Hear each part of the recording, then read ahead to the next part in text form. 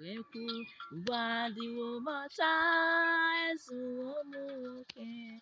Ndewo na ụmụnne m, nnọọ n'ụbọchị taa anyị abịakwana ka anyị dọwa okwu agba ka anyị si eme na mgbe mbụ. Ife anyị nwere ikwu taa bụ ife dị iche n'ịgwọ ọgwụ na ime gịnị na ịchụ aja. Ma tupu anyị amalite, aka m bụkwa ezigbo nwanne unu Eberechukwu, ada ndị gboo, ada Nnewi. Ọ bụrụ na unu na-esonyebụla anyị na mbụ, anyị sịrị unu nnọọ.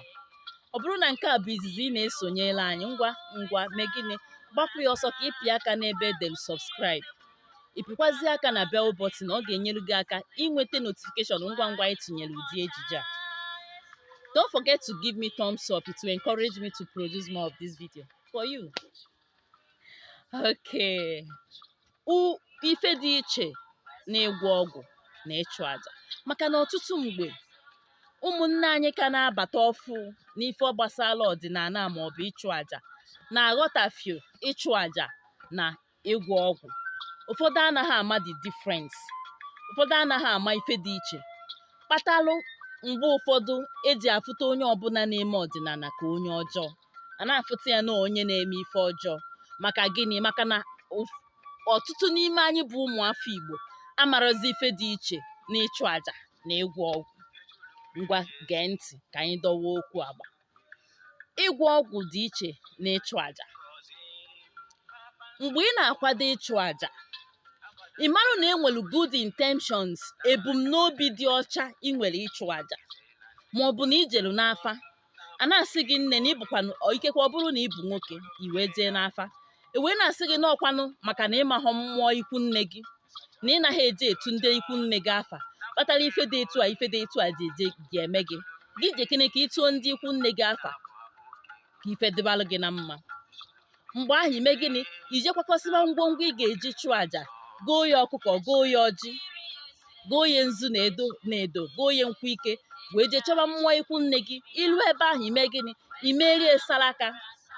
Ọ bụrụ na ọ igbochiri gị ụzọ, na enwe ife na-egbochiri gị ụzọ, ije chọba ngwongwo eji achụ aja ọgbọ na uke, chọba ngwongwo ihe eji chụpụrụ ndị ọgbọ na uke gị aja, chọba ma ife mfiokwe, mkpụrụ osisi dapụrụ n'ike, all these things, chọba ha, iwe mee gịnị?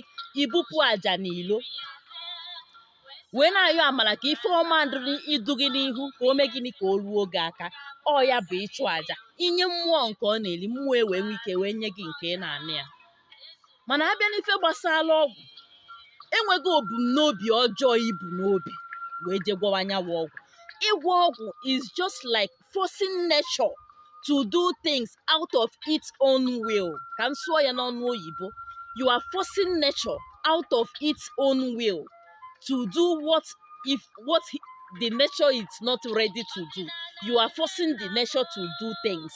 Onya mere ọgwụ ji eme gịnị? Ji egbu ụfọdụ mmadụ. Onya mere ọgwụ ji egbu mmadụ because you are forcing nature out of its own will to do something na ọ chọrọ ime.